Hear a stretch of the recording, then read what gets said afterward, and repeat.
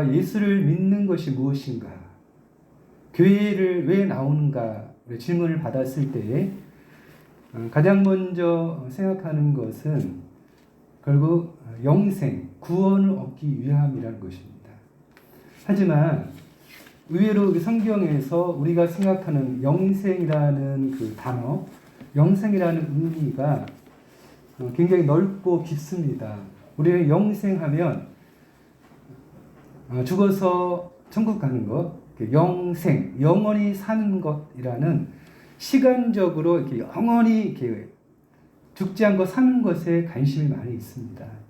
하지만 의외로 성경은 시간적인 영생뿐만 아니라 관계적인 영성을 더 많이 강조합니다. 오늘은 제가 관계적인 영생을 중심으로 해서 먼저 말씀을 드리고 다음 주에는 시간적 영생에 대해서 말씀을 드리기를 원합니다.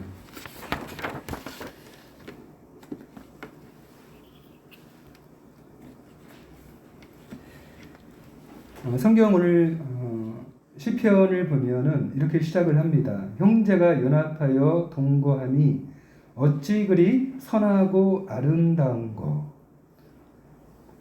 머리에 있는 보배로운 기름이 수염 곧 아론의 수염에 흘러서 그 옷깃까지 내림 같고 헐몬의 이슬이 시온의 산들에 내림 같도다. 거기서 여호와께서 복을 명하셨나니 곧 영생이로다. 놀랍지 않습니까? 그리고 영생하면 신약에서는 예수를 믿으면 영생을 얻는다. 거듭나야지 천국에 간다. 이런 말씀을 하고 있는데 구약에서 예수님과 전혀 관계가 없는 것 같고 이러한 본문에서 영생은 이렇게 우리가 형제들이 모여서 동거하는 곳, 신약적으로 하면 예배하는 우리 교회 안에 형제들 안에 연합하여 있는 곳에 영생이 있다 말씀하신다는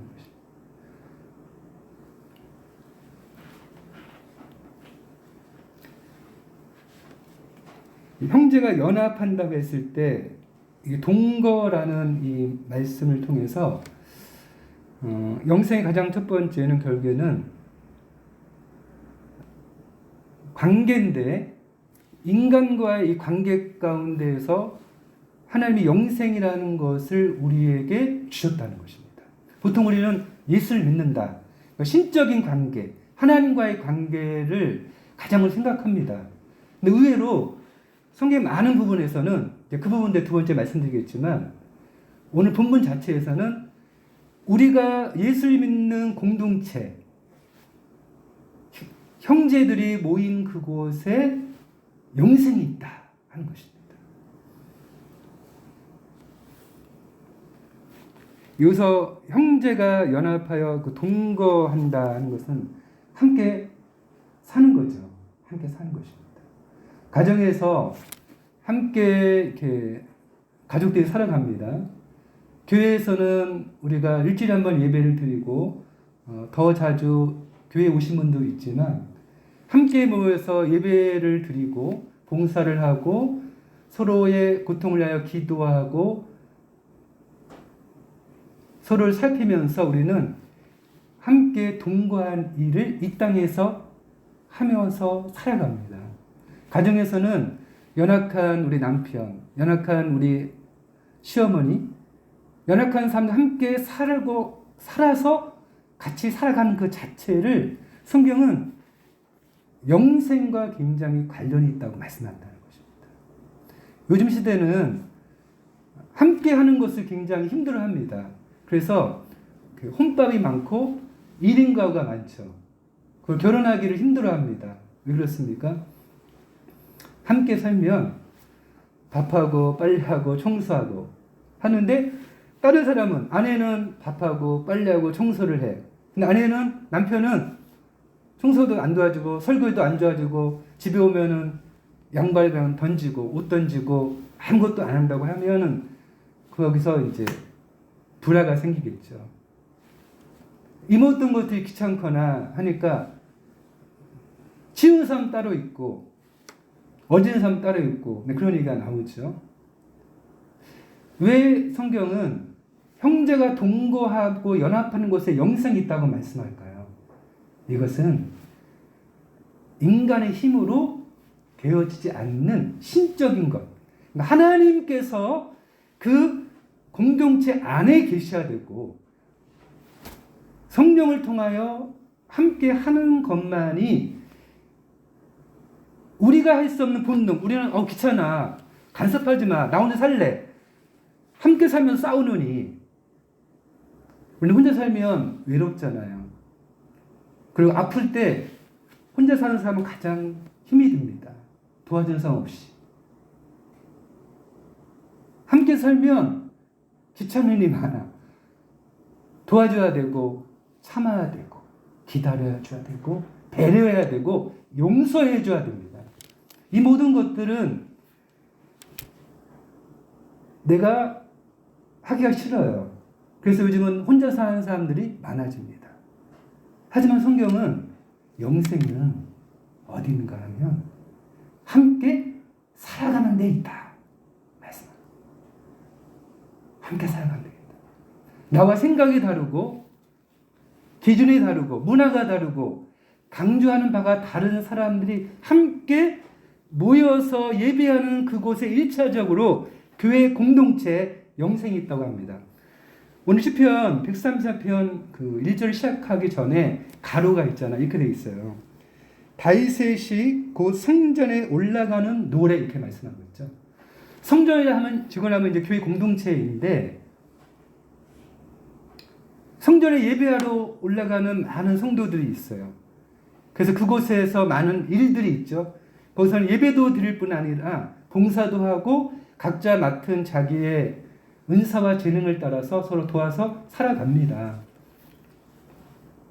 그 형제들 모인 곳에 영생이 있음을 말씀하고 있습니다.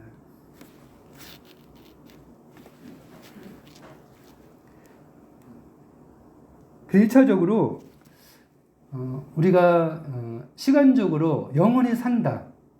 죽지 않고 산다. 이것도 영생이지만 성경이 우리에게 계속 창세기 처음부터 요한계시까지 강조한 것 중에 하나는 이 영생은 하나님이 우리 계신 공동체 안에서 함께 살아내는 것, 함께 살아가야 하는 것, 나보다 연약한 지체, 성격이 다른 사람들을 서로 이해하고 용납하는 것. 수정교회가 큰빛교회가 함께 연합하여 예배하게 될 때에 우리는 여기서 영생을 맛볼 수가 있다는 것입니다. 우리는 각자가 살아온 인생이 있고 경험한 바가 있고 내가 배운 바 된 성경의 지식이 조금씩 다를 수 있어요. 하지만 우리는 공통점도 있습니다. 한 예수를 믿죠. 그리고 우리는 아침에 여러분들이 10시 반에 나와 성경 읽는 것처럼 저희 교회도 10시 반에 성경을 읽습니다. 요즘에 개역 개정판 성경을 다른 성도들이 사용하면 저희 교회는 옛날 성경을 쓰고 찬송가를 씁니다. 이런 공통점이 있어요. 그러나 또 다른 부분에서 차이점이 있을 것입니다. 차이가 있고 다르다는 것은 틀린 것이 아니죠. 부부가 왜 다툽니까? 나와 성격이 다를 때 너 틀렸어 하고 정죄를 하거나 지적질을 하면 거기서부터 마음이 상하고 힘들어지죠. 다를 수밖에 없는 것입니다. 20년, 30년을 따로 살고 다른 부모에 살다가 만났는데 어떻게 같을 수가 있겠습니까? 같은 게 이상하지.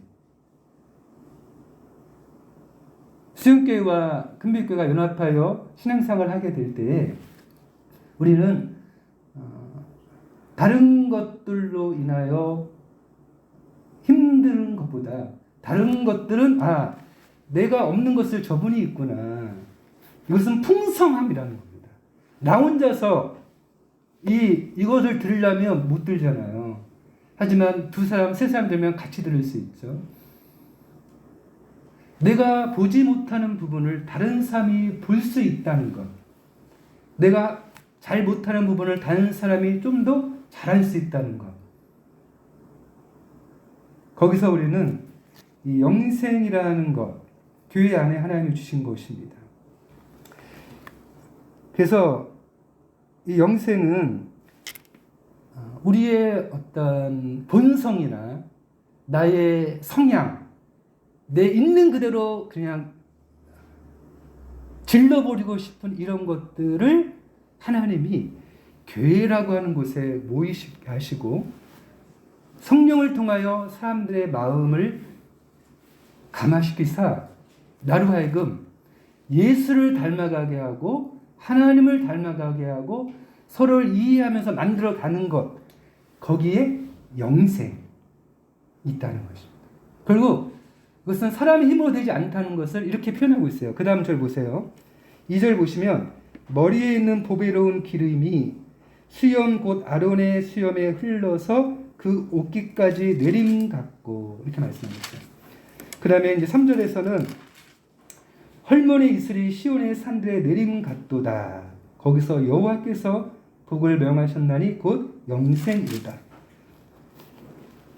형제와 동거하는 것이 이렇게 선하고 아름답다. 그러니까 이 세상에 이렇게 굉장히 좋은 게 많지만 나와 성격이 다르고 삶이 다르던 사람 함께 모여서 하나님을 예배하고 공동체가 되는 것은 마치 하나님의 세상을 아무것도 없는 것에서 창조하였을 때의 선하심과 같이 너무 좋은 거라는 거예요. 근데 이것이 선하고 좋은 것임에도 불구하고 사람의 힘으로 될 수 없는 것이기 때문에 2절이 등장을 합니다. 이렇게 나오죠. 뭐라고 되어 있습니까? 머리에 있는 보배로운 기름이 수염 곧 아론의 수염에 흘러서 그 옷깃까지 내림 같고. 뭐가 생각나죠? 이제 사람의 머리에 기름을 붓는다. 보통 사람의 머리에 물을 확 부어버리면 놀라고 이거는 이렇게 굉장히 어떻게 추한 모습이지만 아론은 대제사장입니다. 대제사장에게 기름을 붓는다는 것은 어떤 의미가 있습니까? 그를 성별하여 기름 부음을 통해서 백성들이 하나님 앞에 죄를 지었을 때 그 대상에게 죄를 가지고 나아가서 제가 이런 죄를 졌습니다. 저를 대신하여 이 양을 잡습니다. 이 염소를 잡습니다. 이 비둘기를 잡습니다. 주님께 나오죠. 그러면 대상은 그의 죄를 가지고 하나님 앞에 나가는 것입니다. 거기에 영생이 있다는 것입니다. 영생은 내 힘으로, 내 의지로, 내 성격이 좋아서 만들어낸 것이 아니라 결국에는